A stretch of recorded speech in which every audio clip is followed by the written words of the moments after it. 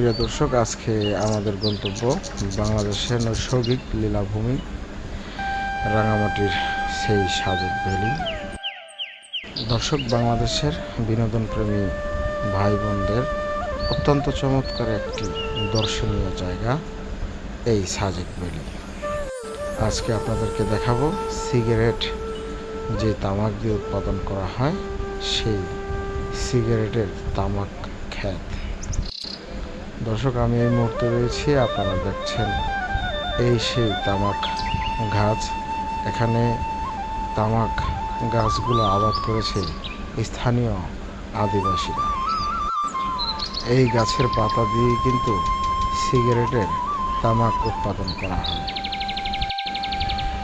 এই তামাক পাতাগুলো বাংলাদেশের বিভিন্ন সিগারেটের কোম্পানিতে সরবরাহ করা হয়।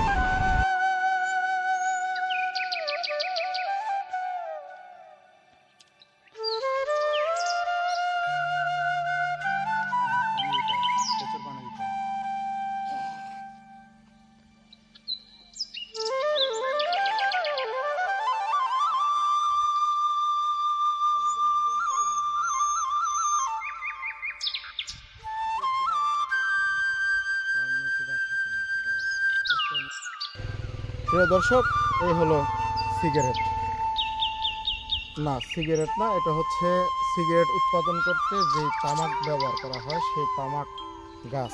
এইটা আমি আছি এখন পার্বত্য চট্টগ্রাম পার্বত্য খাগড়াছড়ি জেলার দীঘিনালা উপজেলা। এখানে অনেক অসংখ্য এই ধরনের জমিতে আমরা দেখেছি তামাক চাষ করছেন এখানকার স্থানীয় বাসিন্দা।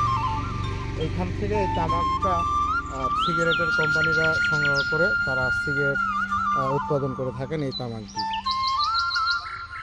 দীঘিনালা থেকে আলমগীর ভূঁইয়া, ভোরের টিভি।